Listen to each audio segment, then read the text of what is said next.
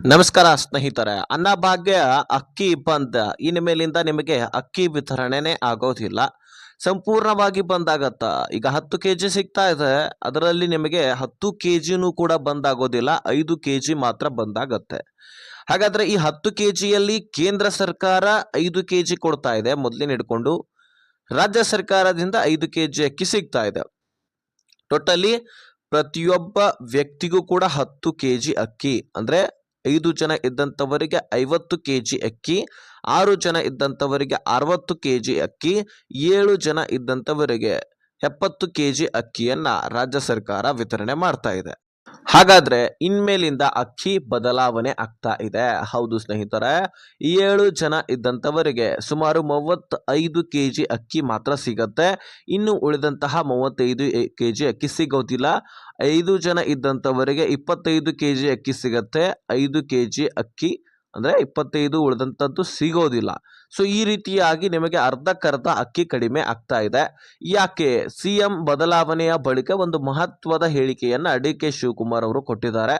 ಅದೇನು ಸ್ಪಷ್ಟನೆಯನ್ನ D K she ಅವರು ಕೊಟ್ಟಿರ್ತಕ್ಕಂಥದ್ದು? ಏನು ವಿಷಯ? ಈ ಕೆಲಸ ಮಾಡಿದ್ರೆ ಮಾತ್ರ ನಮಗೆ ಅಕ್ಕಿ ಸಿಗತ್ತೆ, ಜೊತೆಗೆ ವಸ್ತುಗಳು ಸಿಗತ್ತೆ ಎನ್ನಲಾಗ್ತಾ ಇದೆ. ಸೊ ಹಾಗಾದ್ರೆ ಬನ್ನಿ ಸ್ನೇಹಿತರೆ, ಸಂಪೂರ್ಣ ಮಾಹಿತಿಯನ್ನ ಈ ವಿಡಿಯೋದಲ್ಲಿ ತಿಳ್ಕೊಳ್ಳೋಣ, ಅರ್ಥ ಮಾಡ್ಕೊಳ್ಳೋಣ.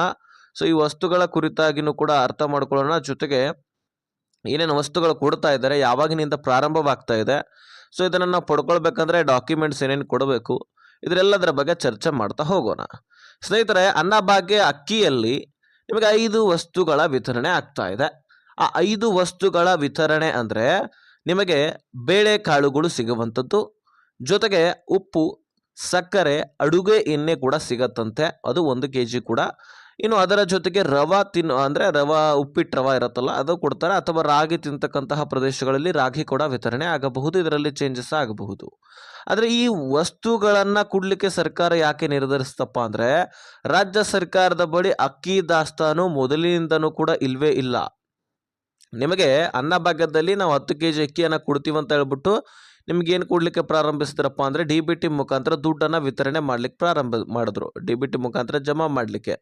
ಅದಾದ ಬಳಿಕ ನಿಮಗೆ ಗೊತ್ತಾಗತ್ತೆ, ಈಗ ದುಡ್ಡನ್ನು ನಿಲ್ಲಿಸಿ ಅಕ್ಕಿಯನ್ನು ವಿತರಣೆ ಮಾಡಲಿಕ್ಕೆ ರಾಜ್ಯ ಸರ್ಕಾರ ಮುಂದಾಗಿದೆ. ಹೋದ ವರ್ಷದ ಫೆಬ್ರವರಿ ಮಾರ್ಚ್ ತಿಂಗಳಲ್ಲಿ ನಿಮಗೆ ಅಕ್ಕಿ ವಿತರಣೆ ಮಾಡ್ಲಿಕ್ಕೆ ಪ್ರಾರಂಭಿಸ್ತಾರೆ. ಕೇಂದ್ರದ ಬಳಿ ದಾಸ್ತಾನು ಇತ್ತು, ಕೇಂದ್ರದ ಬಳಿ ಖರೀದಿ ಮಾಡಿ ನಿಮಗೆ ಎಲ್ಲರಿಗೂ ಕೂಡ ವಿತರಣೆ ಮಾಡ್ತಾ ಬಂದಿದ್ದಾರೆ ಇಲ್ಲಿವರೆಗೂ ಕೂಡ.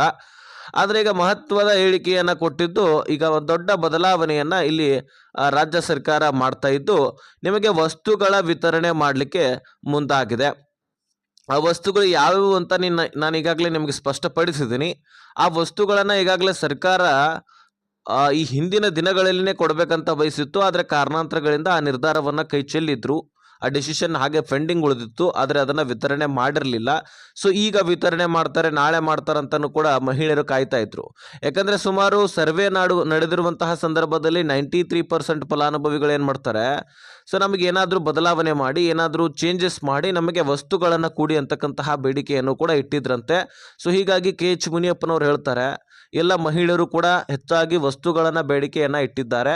ಸೊ ಹಾಗಾಗಿ ನಾವು ಮಹಿಳೆಯರಿಗೆ ಈ ಅಕ್ಕಿ ವಿತರಣೆಯನ್ನು ಮಾಡಲಿಕ್ಕೆ ಮುಂದಾಗ್ತೀವಿ ಅಂತ ಸ್ಪಷ್ಟನೆಯನ್ನು ಕೊಟ್ಟಿದ್ದಾರೆ. ಅಕ್ಕಿ ವಿತರಣೆ ಆದ ಬಳಿಕ ಮತ್ತೆ ಈ ನಿರ್ಧಾರವನ್ನು ಕೈ ಚೆಲ್ಲಿ ಈಗ ಮತ್ತೆ ನಾವು ವಸ್ತುಗಳನ್ನು ಕೊಡಲಿಕ್ಕೆ ಮುಂದಾಗಿದ್ದೀವಿ ಅಂತ ಹೇಳಿದ್ದಾರೆ. ಜೊತೆಗೆ ರಾಜ್ಯದ ಹೊಸ ಸಿಎಂ ಆದಂತಹ ಡಿ ಕೆ ಶಿವಕುಮಾರ್ ಅವರು ಮೊನ್ನೆ ತಾನೇ ಸ್ಪಷ್ಟನೆಯನ್ನು ಕೊಟ್ಟಿದ್ದಾರೆ. ಈ ವಸ್ತುಗಳ ವಿತರಣೆ ಬಗ್ಗೆನೂ ಕೂಡ 2 ಸಾರಿ ನಿರ್ಧಾರವನ್ನು ತೆಗೆದುಕೊಂಡು ಮತ್ತೆ ಕೈ ಚೆಲ್ಲಿದ್ರು. ಆದರೆ ಈಗ ಮತ್ತೆ ಈಗ ಸಿಎಂ ಡಿ ಕೆ ಶಿವಕುಮಾರ್ ಅವರು ಸಿಎಂ ಆದ ಬಳಿಕ ಮಹತ್ವದ ಹೆಜ್ಜೆಯನ್ನು ಇಟ್ಟಿದ್ದು, ರಾಜ್ಯದ ಎಲ್ಲ ಮಹಿಳೆಯರಿಗೆ, ಕುಟುಂಬಸ್ಥರಿಗೆ, ಪ್ರತಿಯೊಬ್ಬರಿಗೂ ಕೂಡ ಈ 5 ಕೆಜಿಯ ಪ್ಯಾಕೆಟ್ ಆಗಿ ಪ್ರತಿಯೊಂದು ವಸ್ತುಗಳು 1 ಕೆಜಿ ಪ್ಯಾಕೆಟ್ ಆಗಿ ಇಂದಿರಾ ಕಿಟ್ ಅಂತ ಹೇಳ್ಬಿಟ್ಟು ವಿತರಣೆ ಮಾಡಲಿಕ್ಕೆ ಪ್ರಾರಂಭಿಸ್ತಾ ಇದ್ದಾರೆ. ಸೊ ಇವುಗಳನ್ನು ನಿಮಗೆ ವಿತರಣೆ ಮಾಡಲಾಗ್ತಾ ಇದ್ದು, ಅತಿ ಶೀಘ್ರದಲ್ಲಿ ಇದು ಪ್ರಾರಂಭವಾಗ್ತಾ ಇದೆ. ಮತ್ತು ನೀವು ಇದನ್ನು ಪಡ್ಕೊಳ್ಳಿಕ್ಕೆ ಹೆಚ್ಚುವರಿ ಡಾಕ್ಯುಮೆಂಟ್ಸ್ಗಳನ್ನು ಕೊಡಬೇಕಂತ ಹೇಳ್ಬಿಟ್ಟು ಸಾಕಷ್ಟು ಜನರು ಪ್ರಶ್ನೆಗಳನ್ನು ಮಾಡ್ತಾ ಇದ್ರಿ. ಹಾಗೇನಿಲ್ಲ, ಇದಕ್ಕೆ ಅಪ್ಲಿಕೇಶನ್ ಹಾಕಲಿಕ್ಕೆ ಒಂದು ಹೊಸ ವೆಬ್ಸೈಟ್ ಕೂಡ ಬಿಡಬಹುದು. ಈಗಾಗಲೇ ಡಿ ಕೆ ಶಿವಕುಮಾರ್ ಅವರು ಹೇಳಿದರು, ಒಂದು ಅಪ್ಲಿಕೇಶನ್ ಬಿಡ್ತೀವಿ. ಅದರಲ್ಲಿ ನೀವು ಅರ್ಜಿ ಹಾಕಿದ್ರೆ ನೀವು ವಸ್ತುಗಳನ್ನು ಪಡ್ಕೊಳ್ಬೋದಂತ.